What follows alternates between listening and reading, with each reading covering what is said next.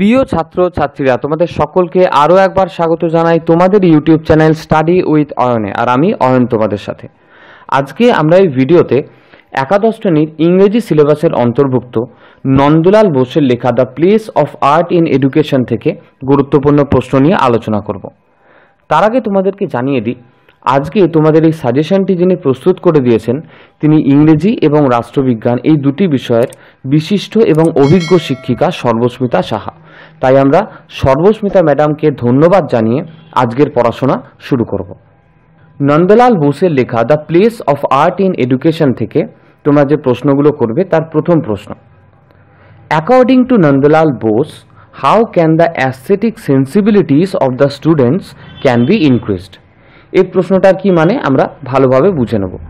According to Nandalal Bose, Nandalal বসুর মতে, how can the aesthetic সেন্সিবিলিটিস of the students, কিভাবে ছাত্রছাত্রীদের যে নান্দনিক বোধ সেই নান্দনিক বোধের ক্যান বি ইনক্রিজড, বৃদ্ধি ঘটানো সম্ভব। অর্থাৎ যদি আমরা একসাথে দেখি তাহলে প্রশ্নটার মানে কি দাঁড়াচ্ছে, নন্দলাল বসুর মতে কিভাবে ছাত্রছাত্রীদের মধ্যে যে নান্দনিক বোধ সেই নান্দনিক বোধের বৃদ্ধি ঘটানো সম্ভব।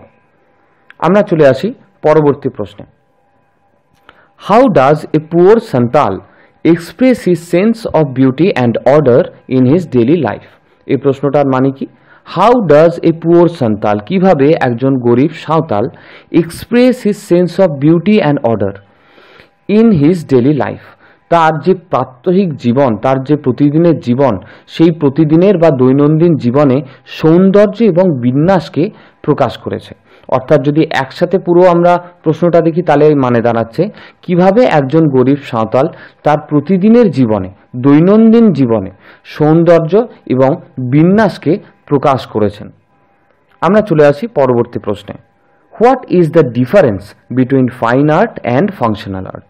এর মানে হোয়াট ইজ দ্য ডিফারেন্স, কি পার্থক্য রয়েছে কাদের মধ্যে, between fine art and functional art, Lalit কলা এবং ব্যবহারিক কলা। অর্থাৎ ললিত কলা এবং ব্যবহারিক কলার মধ্যে কি পার্থক্য রয়েছে।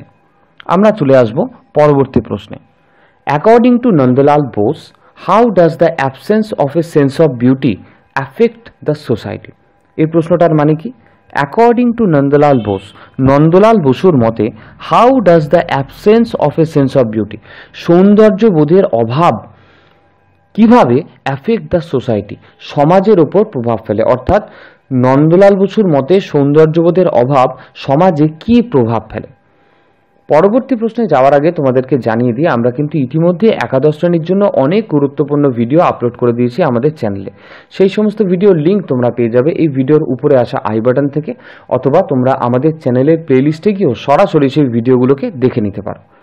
আমরা চলে আসি নন্দলাল বোসের লেখা the place of art in education থেকে পরবর্তী প্রশ্নে। According to Nandalal Bose, how are beauty and aesthetics connected to a person's physical and mental well-being? Explain with an example from the text. এই প্রশ্নটার মানে আমরা দেখে নেব।